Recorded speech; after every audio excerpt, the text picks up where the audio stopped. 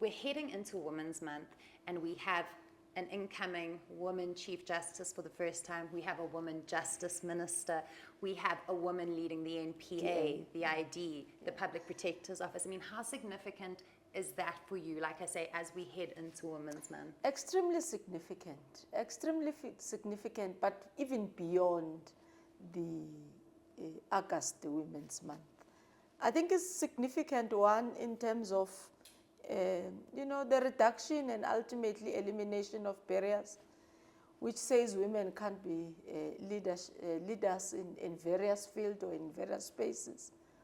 I think I'm appreciative of the leadership of President Ramaphosa, which has tried really to push and give women an opportunity, but ultimately the support that is needed to make sure that we are able to deliver on those. But on a flip side of it, it's 30 years. I do feel that we should have gotten to these achievements relatively much earlier, and it would have made what we call a pandemic today in society less ahead of 30 years after democracy, that we still say 60% of our households are led by women.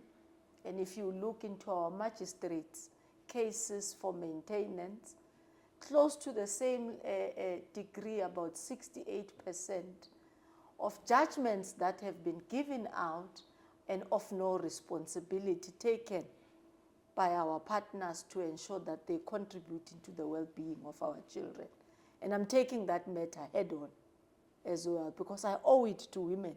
And I owe it to society that, yes, we will take the leadership to lead the role, but we will also make it meaningful to ease the time of a woman to be able to deal with what society expects and what are her personal desires. And that is why when you look into the report of the Statistician General, it shows you the gap between a time the boy has to focus on school and a girl child to focus on school with chores. And in some instances, girl children get to be withdrawn from school to take care of family pressures societally, whether there's an elder who's ill and whatever, and a girl child misses out in society.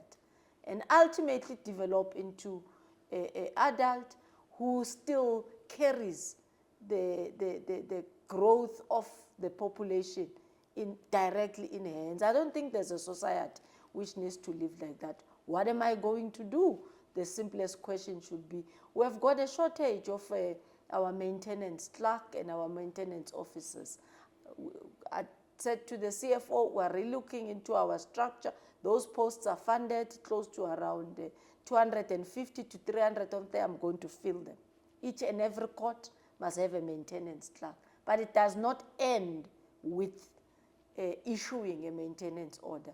We also need to take responsibility in seeing if what we are doing does lay and give us products which is fruits. So we need to find a way of latching into the system, which is our request. If you are getting paid and there's an order that you must pay your child and you are employed, most instances by the state, we must latch into that salary and you must pay if you are willing, you are not willing to do that by yourself.